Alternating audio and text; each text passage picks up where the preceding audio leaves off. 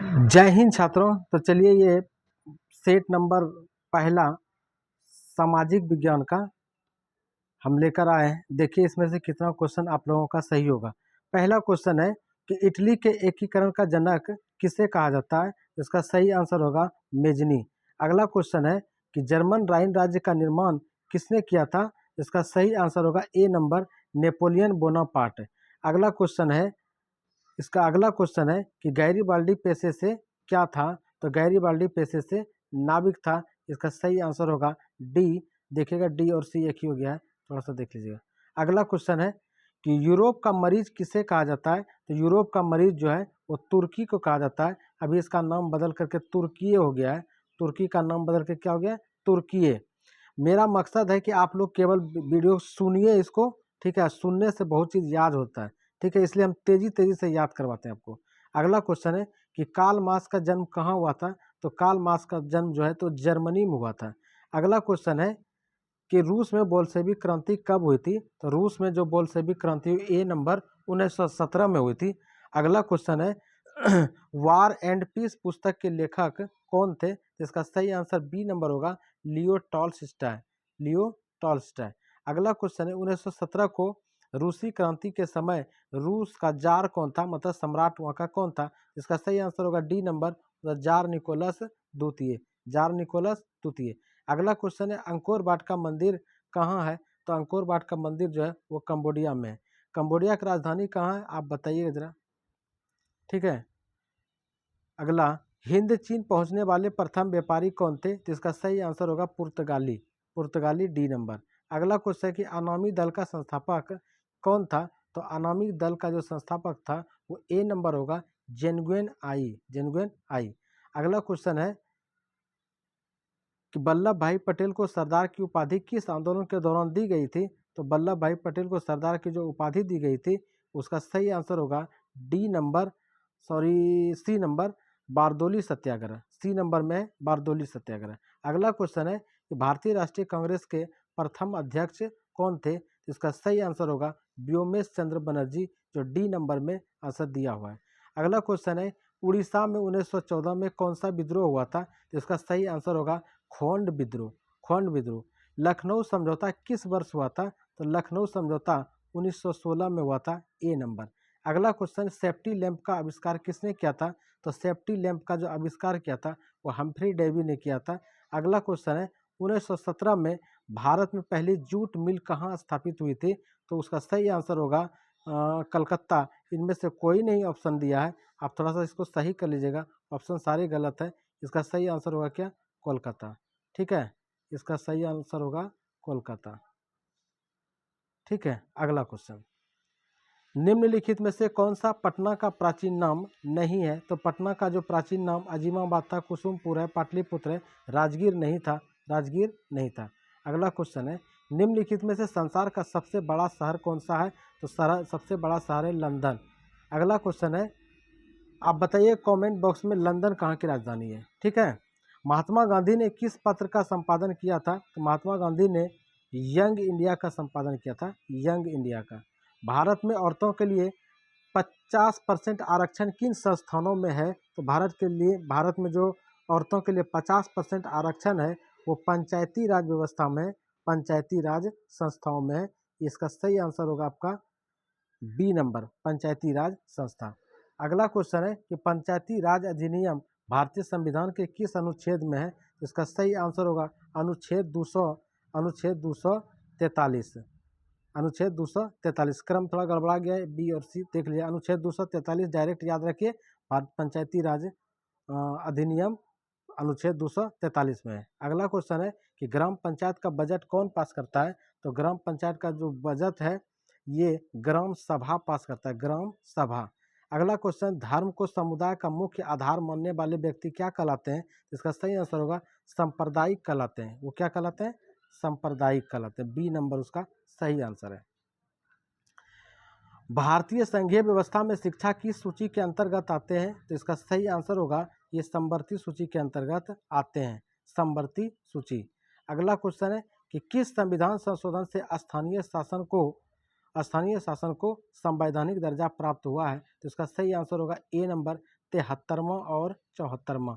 तेजी से हम ये सेट खींचते हैं। आप लोग थोड़ा सा खाली टाइम निकाल करके पूरे सेट का क्वेश्चन सुन लीजिए, अपने याद होगा। संघीय व्यवस्था में सरकार कितने स्तरों की होती है? तो संघीय व्यवस्था में जो सरकार है वो 2 स्तर की होती है, 2 स्तर का, ठीक है, सी नंबर। और त्रिस्तरीय कहाँ पे होगा? पंचायती राज व्यवस्था में कहेगा तो त्रिस्तरीय होगा, और संघीय व्यवस्था में कहेगा तो 2 स्तरीय होगा। कई बच्चे हमसे पूछ रहे थे, कहीं आंसर दिया त्रिस्तरीय, कहीं 2 स्तरीय। तो 2 स्तरीय वाला संघीय होगा और त्रिस्तरीय वाला होगा पंचायती राज व्यवस्था में। अगला क्वेश्चन है कि बिहार में नगर निगमों की संख्या कितनी है? तो बिहार में नगर निगम जो है 17 है। कितना है? 17 है। अगला क्वेश्चन, भारतवर्ष के सबसे पुराना राजनीतिक दल कौन सा है? तो भारत में सबसे पुराना राजनीतिक दल तो मात्र यही कांग्रेस है, कांग्रेस है। अगला क्वेश्चन है कि सूचना का अधिकार किस प्रकार का अधिकार है? तो जिस अधिकार का वर्णन संविधान में दिया रहेगा उसको संवैधानिक कहेंगे, और जिसका अधिकार नहीं दिया रहेगा उसको हम वैधानिक कहेंगे। तो ये सही आंसर होगा वैधानिक। अगला क्वेश्चन है, इनमें से कौन निर्धारित करता है कि कौन क्षेत्रीय दल है और कौन राष्ट्रीय दल है? तो ये निर्धारण करता है निर्वाचन आयोग। ये निर्वाचन आयोग जो है यही फैसला लेगा कि कौन क्षेत्रीय दल है और कौन जो है ये राष्ट्रीय दल है। हिंदी को राष्ट्रभाषा बनाने के विरुद्ध किस राज्य में आंदोलन शुरू हो गया था? तो हिंदी को राष्ट्रभाषा नहीं बनाया जा सका क्योंकि ये आंदोलन जो है आंध्र प्रदेश में शुरू हो गया और इतना बड़ा विकट रूप ले लिया ये झगड़ा झाटी। तो इसको ख़त्म करने के लिए हिंदी को राष्ट्रभाषा नहीं बनाया जा सका, ठीक है। तो अगर क्वेश्चन आएगा कि भारत का राष्ट्रीय भाषा कौन सा है, तो कोई भी नहीं है भारत का राष्ट्रीय भाषा, ठीक है, राष्ट्रभाषा। लोकतंत्र जनता का, जनता के लिए और जनता के द्वारा शासन है, ये कथन अब्राहम लिंकन का है। अब्राहम लिंकन, अमेरिका के भूतपूर्व राष्ट्रपति अब्राहम लिंकन का। लोकतंत्र का प्राण किसे कहा जाता है? तो लोकतंत्र का प्राण जो है वो राजनीतिक दल को कहा जाता है, क्योंकि राजनीतिक दल अगर दिन नहीं रहेगा तो लोकतंत्र में लोकतंत्र का प्राण ही खत्म हो जाएगा, चुनाव कौन लड़ेगा, ठीक है। तो राजनीतिक दल को लोकतंत्र का प्राण कहा जाता है। बिहार की लिच्छवी में लोकतंत्र का विकास हुआ है, ठीक है। कहाँ पे गणतंत्र का कहाँ विकास हुआ है? तो वैशाली में हुआ है। बिहार इसलिए अद्भुत है, विश्व में सबसे पहला गणतंत्र की स्थापना बिहार के वैशाली में हुआ है, ठीक है, लिच्छवी में।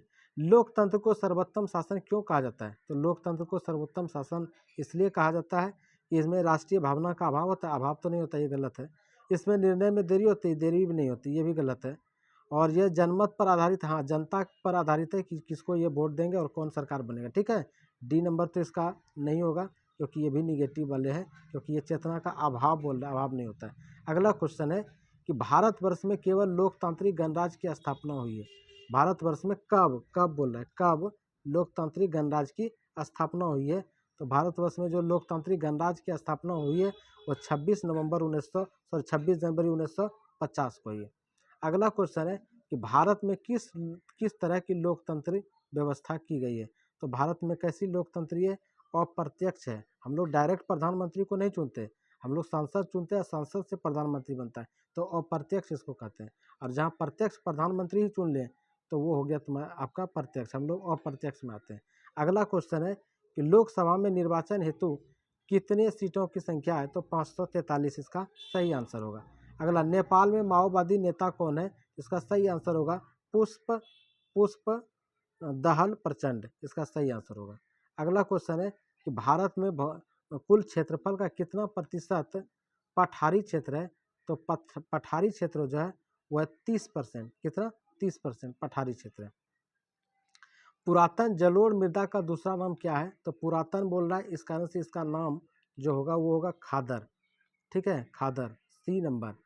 और अगर दी नवीन बोलेगा, सॉरी, पुरातन है, पुरातन, तो पुरातन जो है उसको बंगर कहते हैं, मिस्टेक हो गया, बंगर कहते हैं, पुरातन को कहते हैं बंगर, ठीक है।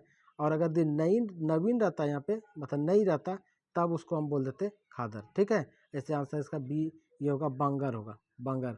यहाँ पे भी ऑप्शन का क्रम गड़बड़ा गया, आप लोग डायरेक्ट से आंसर रखिए कि नई मिट्टी को हम कहेंगे खादर और पुरानी मिट्टी को कहेंगे बंगर। तो इसका सही आंसर क्या होगा? बंगर होगा। अगला क्वेश्चन है कि अजैव संसाधन के उदाहरण कौन सा है?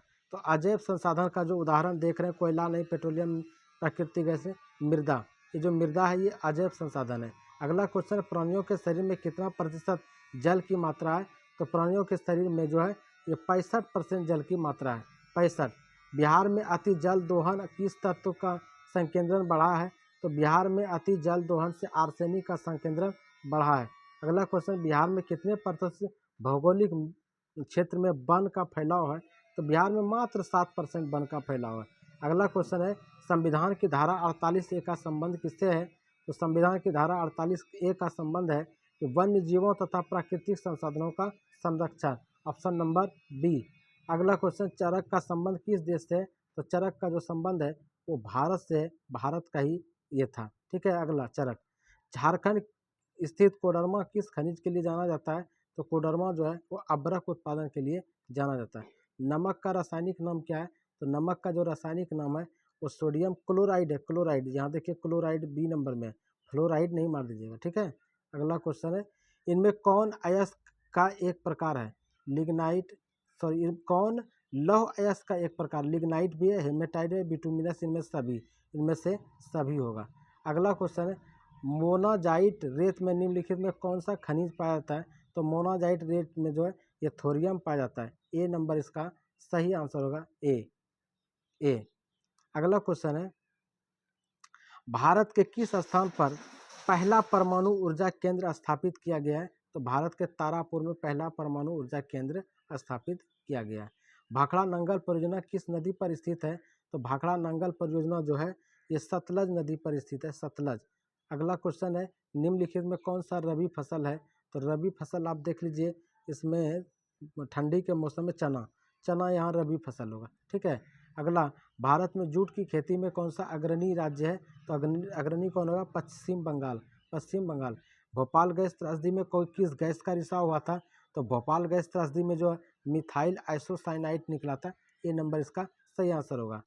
भारतीय अंतर्देशीय जलमार्ग प्राधिकरण का गठन किस वर्ष हुआ था? तो इसका सही आंसर होगा 1986 में। कोसी नदी घाटी परियोजना कब आरंभ हुआ था? तो ये बनना आरंभ हुआ था, ऐसा पूछना था, 1955। और 62 रहेगा तो ये यातायात के लिए चालू हो गया था ये। ठीक है, तो 55 होगा इसका सही आंसर। अगला क्वेश्चन, महासागर की तली पर होने वाले कंपन को किस नाम से जाना जाता है? तो इसको हम सुनामी कहते हैं। महासागर की तली में जो होता है सुनामी, और धरती पर जो होगा वो भूकंप होगा। अगला क्वेश्चन, कि निम्नलिखित में से किस चट्टानों की तह में खनिज जमा होता है? तो ये कयांत्रित चट्टान, ए नंबर, कयांत्रित चट्टानों में। ठीक है, अगला क्वेश्चन है, सौर ऊर्जा निम्नलिखित में से कौन सा संसाधन है? तो सौर ऊर्जा जो है आपका ये पुनः पूर्ति योग्य, बी नंबर इसका सही आंसर होगा, पुनः पूर्ति योग्य। भारत मुख्यतः किस ऊर्जा स्रोत पर निर्भर करता है? तो भारत जो है ये प्राकृतिक गैस यहाँ नहीं, पेट्रोलियम, परमाणु ऊर्जा नहीं, कोयला पर निर्भर करता है। ये कोयला, यहाँ कोयला की मात्रा है, कोयला पर निर्भर करेगा। अगला क्वेश्चन है, सिंगरौली कोयला क्षेत्र किस राज्य में? तो सिंगरौली कोयला क्षेत्र जो है वो मध्य प्रदेश में पाया जाएगा। मध्य प्रदेश में, ये बहुत इंपॉर्टेंट है, सिंगरौली कोयला क्षेत्र मध्य प्रदेश में। रबड़ का मुख्यतः उत्पादक कौन सा राज्य है? तो रबड़ जो है सबसे ज़्यादा केरल में होगा। कहाँ? केरल में होगा। निम्नलिखित में से कौन सा उद्योग कृषि पर आधारित है? तो कृषि पर आधारित नहीं है, पूछ रहे कृषि पर कौन सा आधारित नहीं है? तो सीमेंट जो उद्योग है ये कृषि पर आधारित नहीं है, क्योंकि ये तो पत्थर वगैरह से बनाया जाता है, चूना पत्थर से। ठीक है, अगला क्वेश्चन है कि निम्नलिखित में से कौन सा जन संचार का उदाहरण है? तो जन संचार का जो उदाहरण है वो सही आंसर होगा उसका आकाशवाणी। कांवर झील बिहार के किस जिला में है? तो कांवर झील जो है बिहार के बेगूसराय जिला में स्थित है। अगला क्वेश्चन, बिहार की पहली रेल लाइन कौन सी थी? तो बिहार की पहली रेल लाइन थी ईस्ट इंडिया रेल मार्ग। ये नहीं कि बिहार रेल मार्ग मार दीजिएगा, ईस्ट इंडिया रेल मार्ग था बिहार का। अस्तर रंजन विधि के अंतर्गत मानचित्रों में हरे रंग से किस भाग को दिखाया जाता है? तो हरे रंग को जो दिखाया जाता है पर्वत पठार, इसमें से ऑप्शन हम कुछ कम कर दिए हैं, दे ही नहीं सके ऑप्शन शायद, तो इसका मैदान होगा, इसका ऑप्शन मैदान होगा। यहाँ पे देख लीजिएगा, मैदान लिख लीजिएगा। ठीक है, मैदान को हरे रंग से दिखाया जाएगा, मैदान को। ठीक है, अगला क्वेश्चन, प्राथमिक क्षेत्र में कौन आते हैं? तो प्राथमिक क्षेत्र में जो है वो कृषि जो है वो प्राथमिक क्षेत्र में आएंगे। अगला क्वेश्चन है कि भारत में किस प्रकार की अर्थव्यवस्था पाई जाती है? तो भारत में जो है मिश्रित अर्थव्यवस्था पाई जाती है, मिश्रित। अगला क्वेश्चन, भारत की प्रति व्यक्ति आय से बिहार की प्रति व्यक्ति आय क्या है, तो बहुत ही कम है, ये कम है, बिहार की कम है, इस कारण से तो बिहार गरीब है। मुद्रा का मुख्य कार्य क्या है, तो मुद्रा का मुख्य कार्य मूल्य का संचय, मूल्य का मापक क्या है, मूल्य का मापक, ये बी नंबर इसका सही आंसर होगा।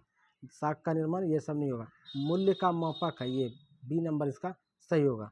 जैसे कि 10 रुपया हम दिए किसी को, 10 रुपये में एक साबुन मिला, तो इसका मतलब है कि साबुन का मूल्य क्या हो गया, 10 रुपया, तो मापक होगा मूल्य का मापक है कौन, मुद्रा का ये कार्य। अगला क्वेश्चन है कि व्यापारिक बैंक अपने ऋणों पर क्या करती है, तो व्यापारिक बैंक अपने ऋणों पर ब्याज लेते हैं, हम लोग कर्ज लेते हैं व्यापारिक बैंक से तो ब्याज लेगा वो। अगला क्वेश्चन है कि तृतीयक क्षेत्र को क्या कहा जाता है, तो तृतीयक क्षेत्र को हम लोग सेवा क्षेत्र कहते हैं, क्या कहते हैं, सेवा क्षेत्र कहते हैं। अगला क्वेश्चन है कि नई आर्थिक नीति की घोषणा कब की गई थी, तो नई आर्थिक नीति की घोषणा 1991 में की गई थी, 91 में। भारत के कुल घरेलू उत्पाद में जीडीपी में सबसे अधिक महत्व किसका है, तो ये सबसे अधिक जो है जीडीपी में महत्व किसका, कृषि क्षेत्र का, कृषि क्षेत्र का सबसे अधिक योगदान है। अगला, भारत में योजना आयोग का गठन कब किया गया था, तो भारत में योजना आयोग का गठन 15 मार्च 1950 को किया गया था, 15 मार्च 1950 को किया गया था। और आज के लिए अंतिम क्वेश्चन है कि भारत में पहली पंचवर्षीय योजना की अवधि कौन सी थी, इसका आंसर आप लोग हमको सभी कमेंट में दीजिएगा, ठीक है, इसका आंसर कमेंट में दीजिएगा। एक प्रश्न आपके लिए छोड़ रहे हैं।